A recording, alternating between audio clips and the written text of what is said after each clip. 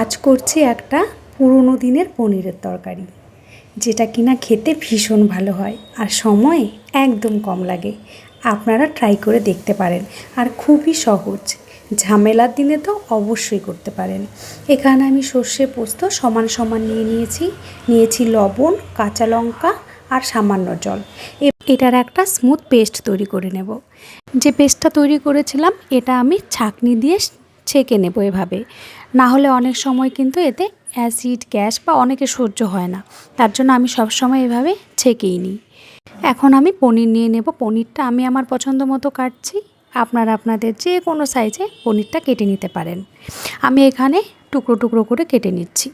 আর হ্যাঁ, নিরামিষ দিনে কিন্তু অবশ্যই বানাতে পারেন, এটা কিন্তু পুরোপুরি একটা নিরামিষ রান্না। এবারে আমার পনির কাটা হয়ে গেলে এটাতে অল্প ধনেপাতা দেব। ধনেপাতাটা বেশ কিন্তু গন্ধ ছড়াবে এই রান্নাতে। এই ধনেপাতাটা সবসময় এই রান্নায় ব্যবহার করার চেষ্টা করবেন অবশ্যই। এবার ধনেপাতাটা কাটার পরে একটা প্যানে নিয়ে নিলাম পনির। মানে এটা যখন রান্না করবেন একটা ছড়ানো পাত্রতে রান্না করলে বেশি ভালো হবে। আর দিয়ে দিচ্ছি 2টা টমেটো আর কাঁচা লঙ্কা। আমি যেহেতু সর্ষে পোস্তর সাথে লঙ্কা বেটেছিলাম তাই এখানে 2টো কাঁচা লঙ্কা দিলাম। আর দিয়েছি ওই পোস্ত যে বেটে রেখেছি সর্ষে পোস্ত সেটা, আর ধনেপাতা, হলুদ, আর দেব লবণ আর সর্ষের তেল, কাঁচা সর্ষের তেল। সর্ষের তেলটা একটু বেশি দিতে হবে, তাহলে রান্নায় টেস্টটা বেশি আসবে। আচ্ছা, এবার দিয়ে দিচ্ছি এর মধ্যে 1/2 কাপ মতো জল। এবার সব ভালো করে মিশিয়ে নেব। এই মিশিয়ে রাখাটা কিন্তু আপনারা 15 থেকে 20 মিনিট আগে যদি রান্নার মিশিয়ে রাখেন তাহলে আরও ভালো হবে। আমি আধ ঘন্টা মতো মিশিয়ে রেখে দিয়েছিলাম। এবারে রান্নাটা শুরু করছি।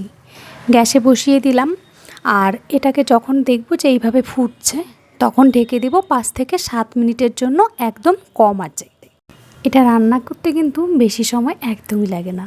বাস 5 থেকে 7 মিনিট পর ঢাকনা তুলে দেখব ঠিক এই অবস্থা।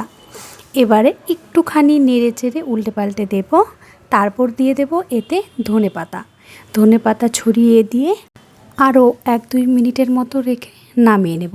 মানে ওই ধনেপাতাটা মিশতে যতটা সময় লাগে। ব্যাস রেডি না?